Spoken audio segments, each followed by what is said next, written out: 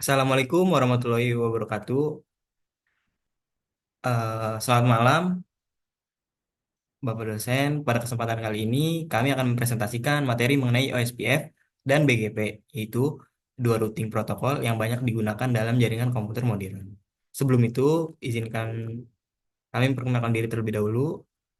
Perkenalkan, nama saya Ardan Ziad dengan NIM 103112400207.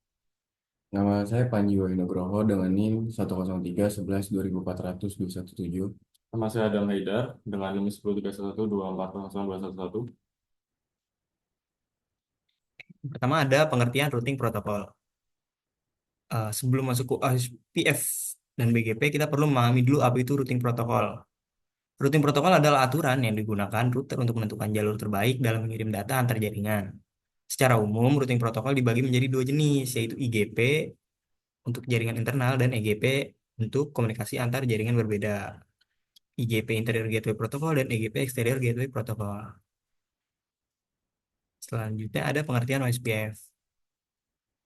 OSPF atau Open Shortest Path First merupakan Dynamic Routing Protocol yang termasuk ke dalam kategori IGP.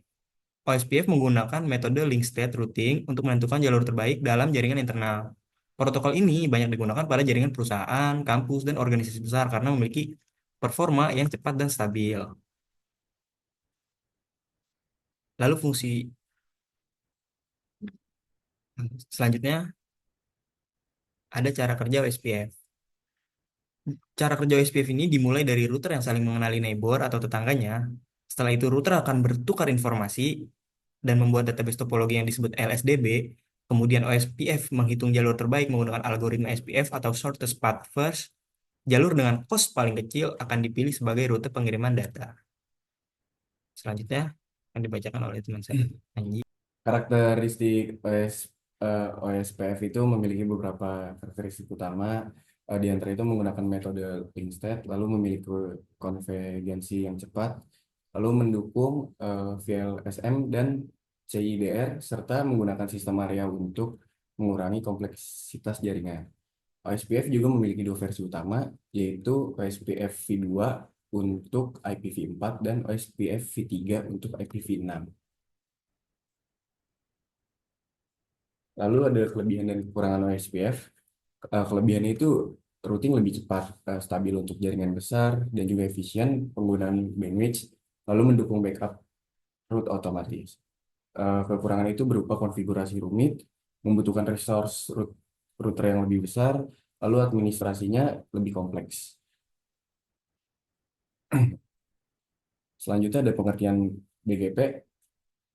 Nah, eh, BGP ini atau bisa kita sebut Border Gateway Protocol merupakan routing protokol yang digunakan antar autonomous system atau AS sehingga banyak digunakan pada ISP dan jaringan internet global. Jika OSPF digunakan dalam jaringan internal, maka BGP digunakan untuk komunikasi antar jaringan besar.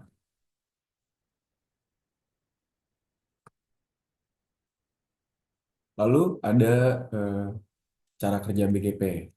Nah, cara kerja BGP ini bertukar tabel routing antara router BGP, kemudian router akan menganalisis berbagai jalur yang tersedia dan memilih jalur terbaik berdasarkan atribut tertentu, seperti ISP dan local preference.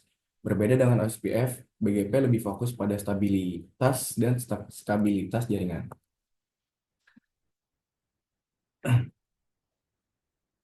Kemudian karakteristik BGP. Oke. Karakteristik utama BGP itu menggunakan metode path vector routing dan mampu menangani jaringan internet berskala besar. Jadi BGP memiliki dua jenis utama, yaitu IBGP untuk komunikasi antar AS dan IBGP untuk komunikasi dalam satu AS. Kemudian ada nih kelebihan dan kekurangan BGP.